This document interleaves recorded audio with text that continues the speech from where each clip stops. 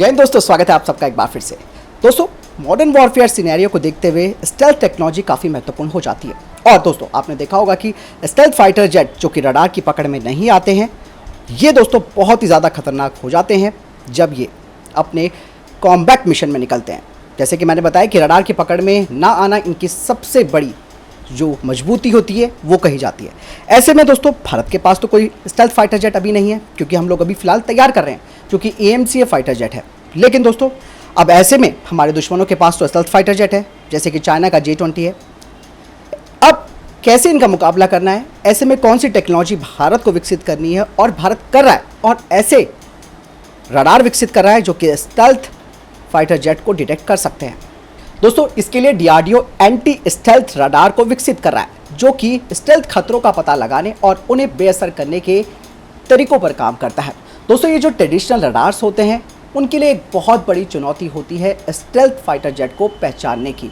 इसीलिए DRDO अब anti stealth radar को तैयार कर रहा है, और DRDO इस क्षेत्र में लगातार नए नए इनोवेशन भी कर रहा है, ताकि अत्याधुनिक एंटी स्टेल्थ रडार की एक श्रृंखला को तैयार किया जा सके। दोस्तों, बात करते हैं कि DRDO कौन से एंटी स्टेल्थ रडार पर काम कर रहा है, जिसमें कि पहला आता है लो फ्रीक्वेंसी रडार्स।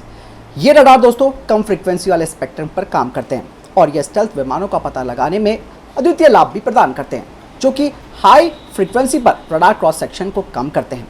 और कम फ्रीक्वेंसी वाले रडार विभिन्न पर्यावरणीय और वायुमंडलीय चुनौतियों को भेज सकते हैं, जिससे वे प्रतिकूल परिस्थितियों में भी इन स्टेल्थ खतरों का पता लगाने में असाधारण रूप से प्रभावी हो जाते हैं। अब दूसरा आता है मल्टी स्ट्रैटेजिक रडार। दोस्तों, ये जो रडार है, ये काफ़ी इनोवेटिव रडार है, जो कि कई रडार स्टेशनों को नियोजित करते हैं और इस तरीके से गुप्त लक्ष्यों का पता लगाने के लिए एक सहयोग की भावना से काम करते हैं।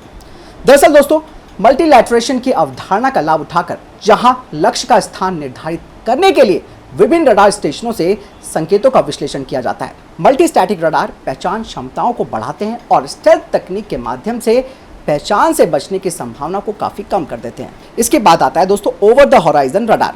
दोस्तों, ओवर द हॉराइजन रडार पृथ्वी की वक्रता, यानी कि दोस्तों इसका जो कर्वेचर है, उससे परे लंबी दूरी का लक्ष्य पता लगाने की इनमें क्षमता होती है। ये रडार विशाल क्षेत्रों को स्कैन कर सकते हैं और महत्वपूर्ण अर्ली वार्निंग, यानी कि जो प्रारंभिक चेतावनी क्षमताएं हैं, वो प्रदान कर सकते हैं। अब बात करते हैं दोस्तों पैसिव कोहेरेंट लोकेशन रडार की, जिसे कि PCL भी कहा जाता है।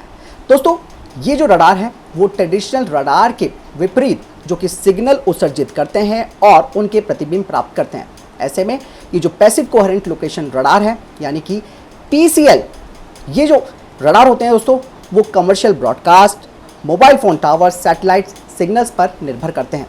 और PCL रडार की अपनी खुद के सिग्नल उत्सर्जित किए बिना गुप्त विमानों का पता लगाने, यानी कि स्टेल्थ विमानों का पता लगाने और ट्रैक करने की क्षमता, इसे घुसपैठ का पता लगाने में एक अत्यंत गुप्त और प्रभावी उपकरण बनाती है। तो आप समझ सकते हैं कि किस तरीके से Bharat anti stealth radar technology पर काम कर रहा है। भले ही हमारे पास स्टेल्थ फाइटर जेट ना हो, लेकिन दुश्मनों के स्टेल्थ फाइटर जेट को हम कैसे रोक सकते हैं, कैसे उनका मुकाबला कर सकते हैं, इन सब के लिए तैयारी चल रही है। और आने वाले समय में ये सब चीज़ें भी बिल्कुल साकार हो जाएंगी, और भारत का 5वीं पीढ़ी का फाइटर जेट वो स्टेल्थ तकनीक पर ही आधारित होगा। इसीलिए उस पर लगातार कार्य किया जा रहा है। बाकी आपको क्या लगता है इस बारे में कमेंट सेक्शन में लिखकर जरूर बताइएगा। मिलता हूं वीडियो के साथ, चैनल जरूर सब्सक्राइब कीजिएगा। जय हिंद, वंदे मातरम।